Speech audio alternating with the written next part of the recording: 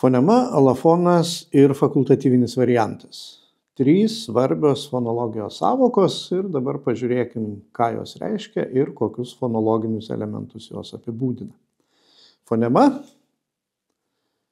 jinai atlieka diferencinę arba skiriamąją funkciją, arba kitaip tariant, skiria žodžius ir jų formas. Na, imkim, sakykim, tokius pavyzdžius kaip pus, pūs, lis, lys, tris, trys. Čia formos skiriasi ilguoju arba trumpuoju balsiu. Arba galim pasidaryti dar tokią žodžio grandinėlę, kur žodžiai skirsis žodžių pradžioje einančių priebalsių. Pavyzdžiui, koks nors baras, garas, caras, maras ir taip toliau. Taigi, fonemos pagrindinė funkcija yra skiriamoji.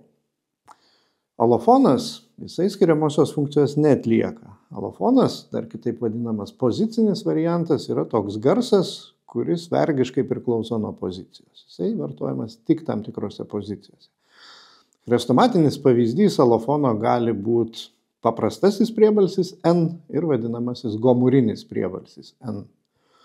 Tai gomurinis priebalsis N, jisai gali būti tik tai prieš priebalsius K ir G. Kitose pozicijose jo nerasim. Na, tai sakykim, kokią nors ranką arba langas ir galit tart greta namas ir matysit, plikausim girdėsit, kad tie N skiriasi. Tai alofonai jie jokios diferencinės funkcijos neatlieka ir tie garsai išlenda tik tai tam tikrose pozicijose. Na ir galų gale fakultatyvinis variantas, tas yra laisviausias. Fakultatyviniai variantai gali keisti vieni kitus labai laisvai visur, bet jie irgi yra labai svarbus fakultatyviniai variantai, nes jeigu jų nebūtų, tai tada mes turėtumėm kalbėti visiškai vienodai. Vadinasi, mūsų visų garsų tariamų įvairovė priklauso būtent nuo fakultatyvinių variantų.